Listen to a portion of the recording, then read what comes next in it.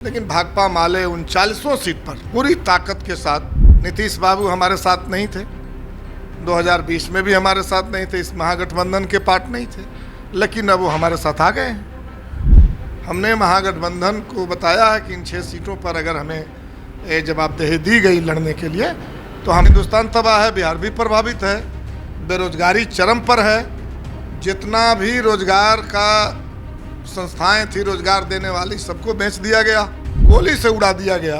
इससे बड़ा उदाहरण अपराध की ओर क्या हो सकता है।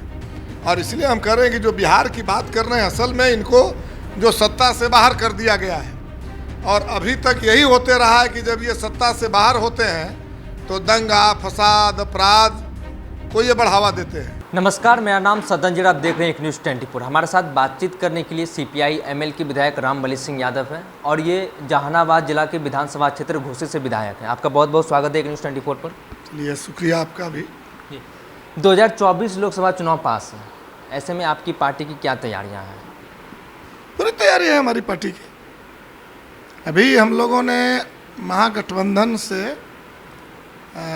अपील किया है, 6 सीटों पर चुनाव लड़ने के लिए हम लोगों ने अपना प्रस्ताव भेजा है। बाकी महागठबंधन इंडिया के जो हमारे नेतागण हैं वो मिल बट करके तय करेंगे कि किस दल को कहां से और कितना सीट मिलेगा। लेकिन तैयारी हमारी बिहार के 40 सीट पर है। 40 सीट पर हम लोगों ने इस बार तय किया है कि जो भी महागठबंधन का उम्मीदवार हो, जिस सीट से जिनको भी चुनाव में जवाबदेही मिलेगी, लेकिन भाकपा माले 39 सीट पर पूरी ताकत के साथ उनको मदद करेगी और इस बार भारतीय जनता पार्टी को इस बिहार से 0 पर आउट करेगी। ये पूरी तैयारी है। क्या लगता है कि 6 लोकसभा सीट मिल जाएगा आप लोग को? अब देखिए, ये तो हमारे जो अभी गठबंधन है, महागठबंधन है, बहुत बड़ा हो गया है। अभी 27-28 पार्टियों का महागठबंधन है पूरे देश के अंदर।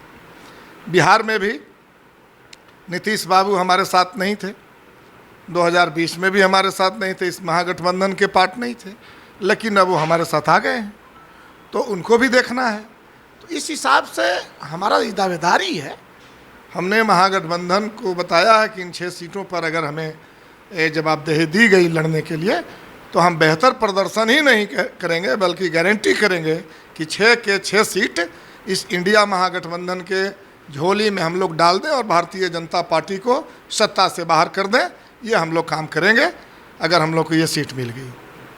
आपने भारतीय जनता पार्टी का नाम लिया, अभी तो वो विपक्ष में है बिहार में, आप लोग सत्ता में हैं, चूँकि आपके मंत्रिमंडल में कोई सही मंत्री नहीं है, लेकिन आप लोग सरकार के सपोर्ट में हैं। तो भाजपा ये बार बार आरोप लगाती है कि बिहार में अपराध चरम पर है, ग्राफ बढ़ गया है, लोग यहाँ सुरक्षित नहीं हैं। सब उत्तर प्रदेश के अपराध पर पर्दा डालने के लिए बात हो रही है।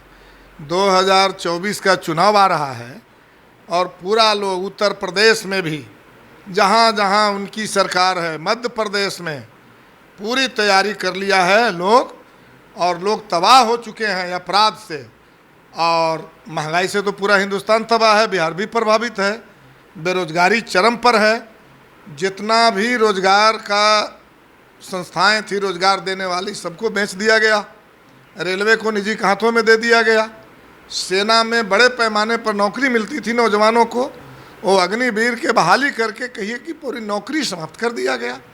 तो इसलिए पूरे देश के लोग इस मोदी सरकार से तबाह है।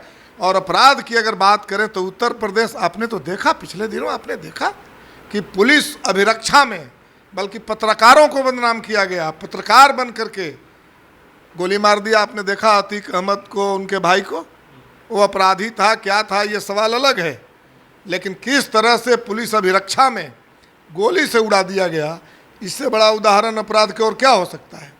और इसलिए हम कह रहे हैं कि जो बिहार की बात कर रहे हैं, असल में इनको जो सत्ता से बाहर कर दिया गया है और अभी तक यही होते रहा है कि जब ये सत्ता से बाहर होते हैं तो दंगा फसाद अपराध को ये बढ़ावा देते हैं।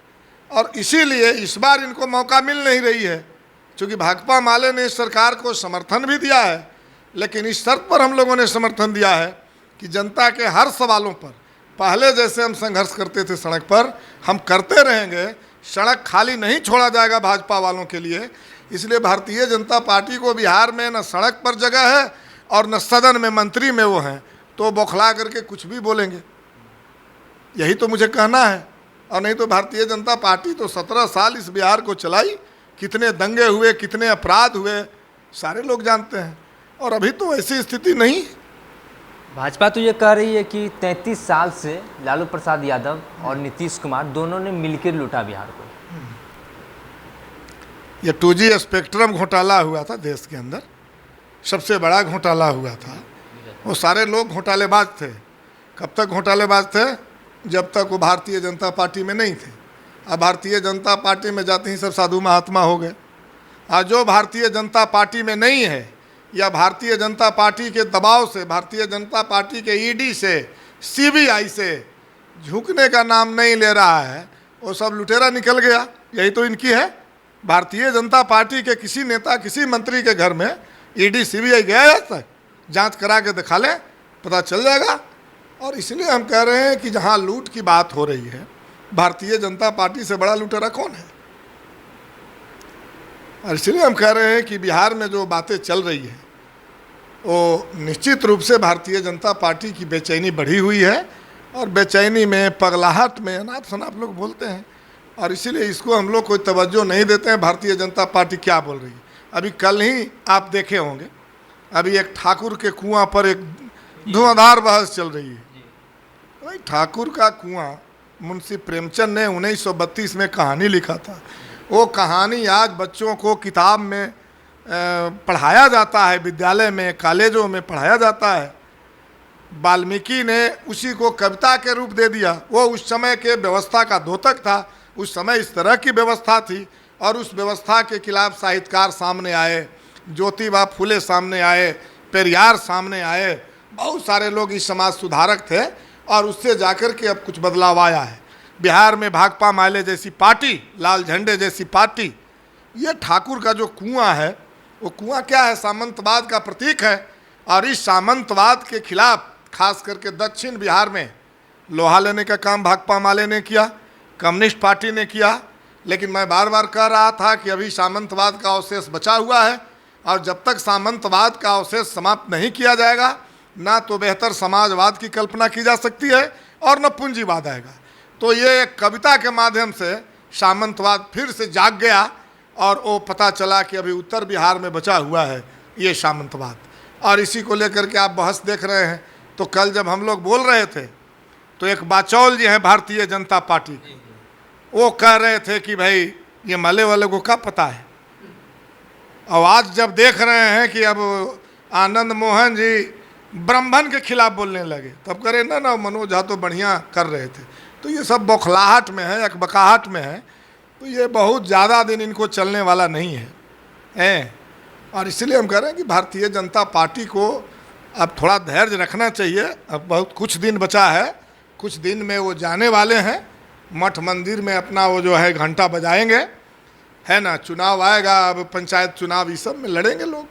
और इसलिए हम लोग कह रहे हैं कि भारतीय जनता पार्टी का झूठा प्रचार करना काम रहा है, वही झूठा प्रचार वो करना है लोग। आप सुन रहे थे सीपीआई एमएल के विधायक रामबली सिंह यादव को। आपने इतना समय दिया, बहुत बहुत धन्यवाद। सत्ता के हुक्मरानों के हिस्सों से कुछ सवाल जवाब हुए, बाकी सिलसिला चलता रहेगा। अब आपकी बारी है, आपकी क्या राय है नीचे कमेंट बॉक्स में बताइएगा। और देखते रहिए एक न्यूज़ 24। मेरे सहयोगी विष्णु के साथ मैं सदन जी पटना।